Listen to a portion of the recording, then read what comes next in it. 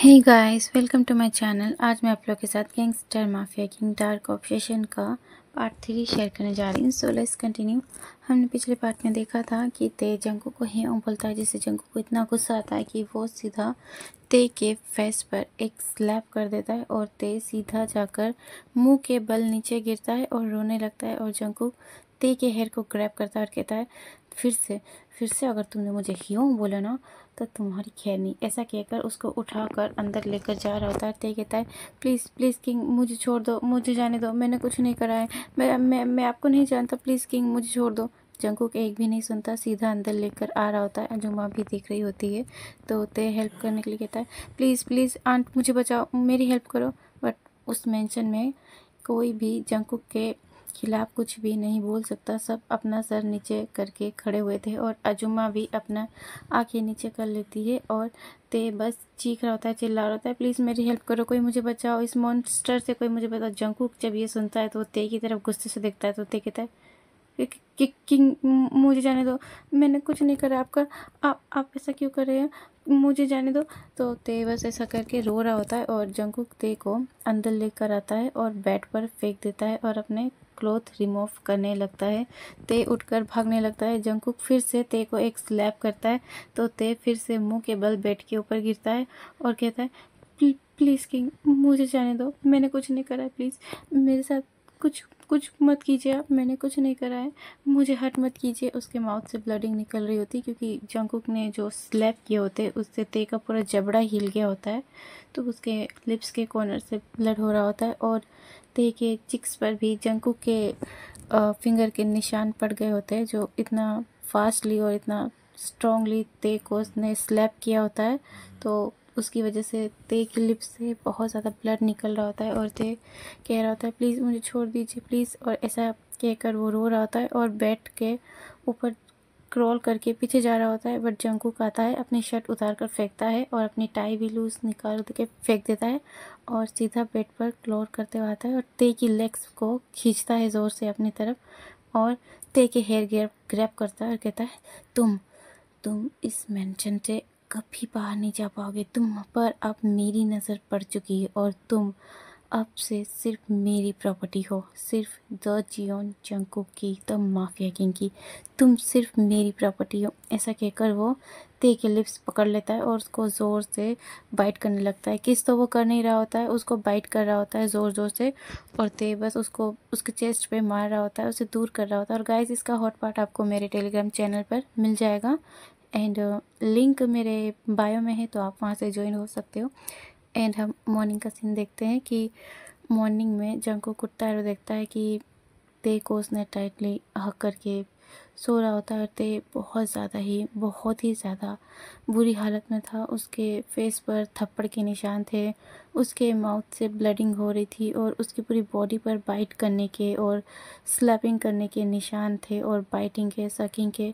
Jungkook के देखकर satisfy smell करता है और ते को छोड़ता है और उठता है और फ्रेश होता है। उसके बाद बाहर चला जाता है ते के ऊपर ब्लैंकेट फेंक कर और जाकर अजुम्मा से कहता है, अजुम्मा ते को क्लीन कर देना। तो वो कहती, यस किंग। तो ऐसा करके वो ऊपर जाती है और जब बेडशीट हटा कर देखती है तो वो उसकी आंखों से आंसू निकलने लगते हैं क्योंकि ते की बहुत ज़्यादा बुरी हालत थी उसके प्राइवेट पार्ट से और उसके बहुत बॉडी में, मतलब पूरी बॉडी में से ब्लड निकल रहा होता है। जहाँ जहाँ पर जंगकुक ने बाइट किया होता है और स्क्रैच किए होते हैं वहाँ सब जगह से ब्लड निकल रहा होता है और ते की जो लोअर बॉडी होती है वहाँ से तो बहुत ज़्यादा ही ब्लड निकल रहा होता है।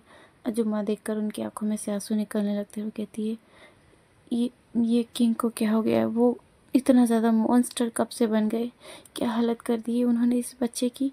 ऐसा कहकर वो ते को धीरे से थोड़ा सा उठाने की कोशिश करती है बट उनसे नहीं होता है। तो वो अंदर वॉशरूम में जाती है और वहाँ से वेट टॉवल लेकर आती है और उसे ते को क्लीन करने लगती है और उसके बाद ते को क्लॉथ पहना देती है। बट जो प्राइवेट पार्ट था वहाँ से ब्लडिंग अभी भी आ रही होती है। तो अजुमा ये देखती है और वो जाकर कहती है कि किंग। तो जंगकुक कहता है, क्या है।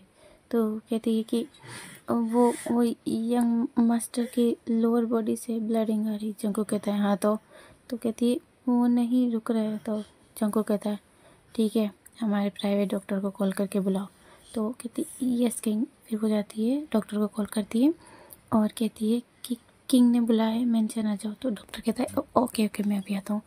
तो फिर कुछ टाइम बाद डॉक्टर आता है, डोर पे नॉक होता है। तो जंको कहता है हाँ अंदर आओ। तो वो किंग के सामने आता है और किंग को ग्रीट करता है। जंको कहता है जाओ मेरे बेडरूम में जाओ और देखो देखो। तो डॉक्टर कहता है जी किंग। ऐसा कहकर वो अजुमा के साथ जा रहा होता है और अजुमा भी जा रही होती है। तो डॉक्टर ते की हालत दिखता है तो उसे भी बहुत ज़्यादा ही उसके ऊपर तरस आता है कि क्या हालत कर दी है।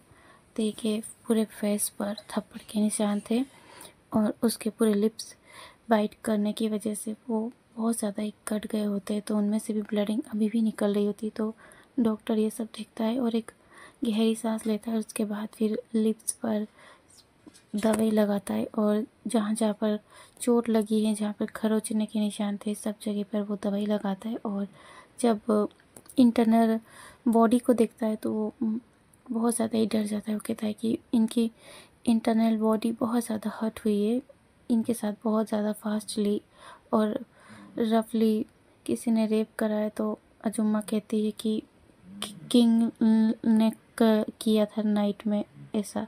तो वो चुप हो जाता है, फिर कुछ नहीं कहता। फिर वो थोड़ी देर बाद दवाई लगाता है और थोड़ी देर बाद जंकू का आता है, कहता है हो गया।